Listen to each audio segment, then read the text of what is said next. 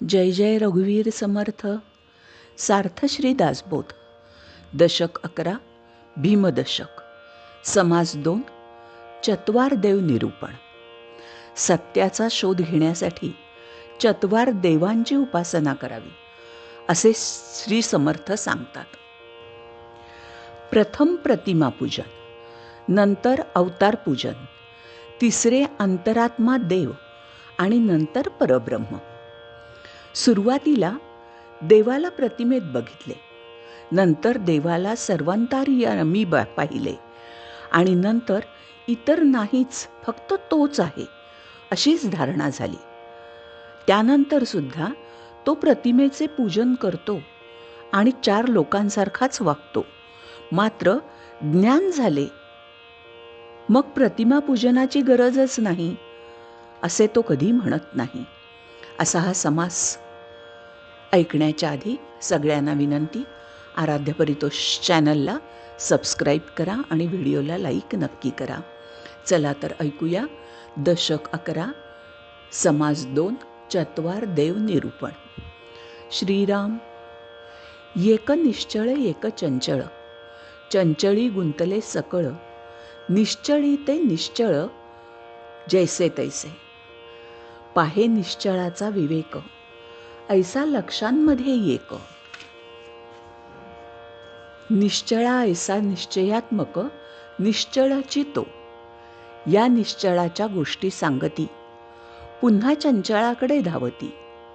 चंचळ चक्री निघून जाती, ऐसे थोडे. चंचळी चंचळ जन्मले, चंचळाची मध्ये वाढले. अवघे चंचळची बिंबले जन्मवरी. पृथ्वी अवघी चंचळाकडे, करणे तितुके चंचळी घडे. चंचळ सांडूनी निश्चळी पवाडे, ऐसा कैंचा. चंचळ काही निश्चळेना, निश्चळ कदापि चळेना.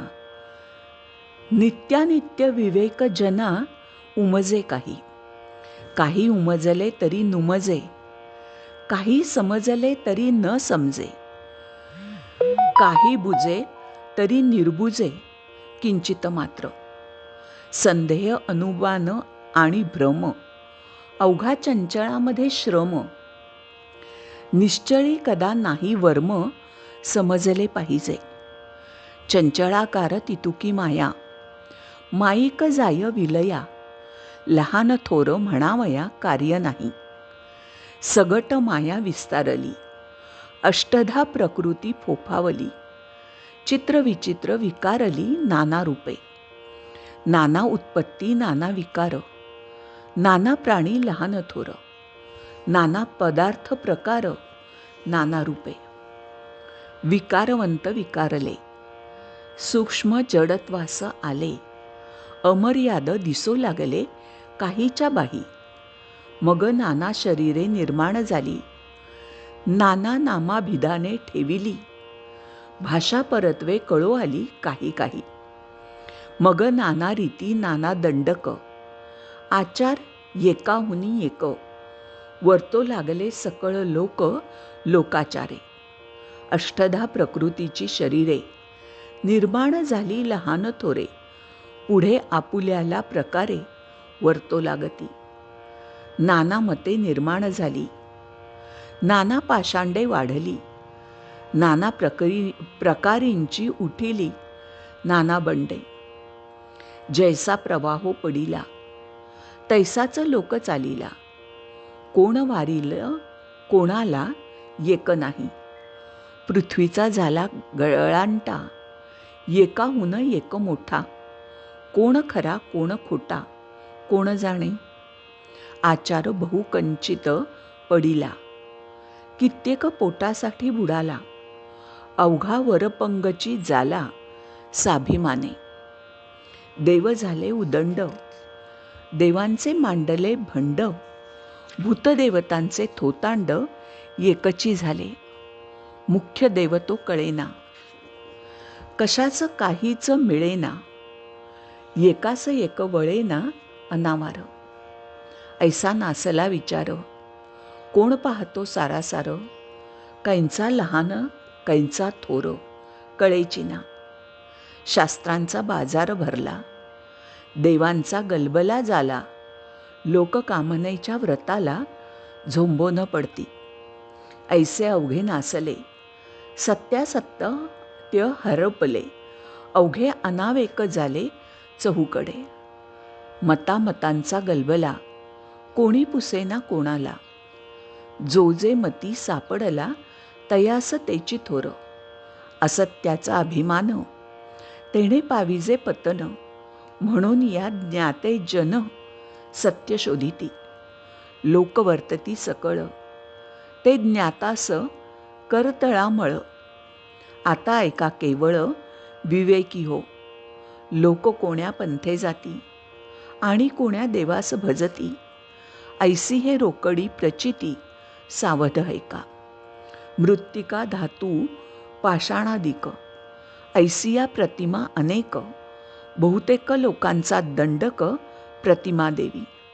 नाना देवांचे अवतार, चरित्र्य एकती एक नर. जप ध्यान निरंतर, करीती पूजा.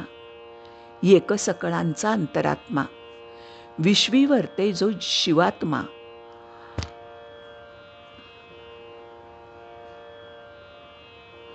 द्रष्टा साक्षी ज्ञानात्मा, मानिती एक.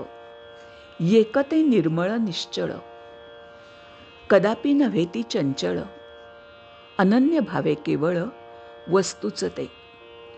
एक नाना प्रतिमा, दुसरा अवतार प्रतिमा, तिसरा तो अंतरात्मा, चौथा निर्विकारी. ऐसे हे चत्वार देव, सृष्टीमधील स्वभाव. या वेगळा अंतर्भाव कोठेची नाही. अवघे एकची मानिती, ते साक्ष देव जाणीती. परंतु अष्टधा प्रकृती ओळखली पाहिजे. प्रकृतीमधील देव, तो प्रकृतीचा स्वभाव. भावातीत महानुभाव, विवेके जाणावा. जो निर्मळास ध्याईल, तो निर्मळची होईल. जो जयास भजेल, तो तद्रूप जाणावा. क्षीर नीर निवडती, ते राजहंस बोली जेती. सारासार जाणती, ते महानुभाव. अरे जो चंचळासी ध्याईल, तो सहजची चळेल. जो निश्चयासी भजेल, तो निश्चळचे.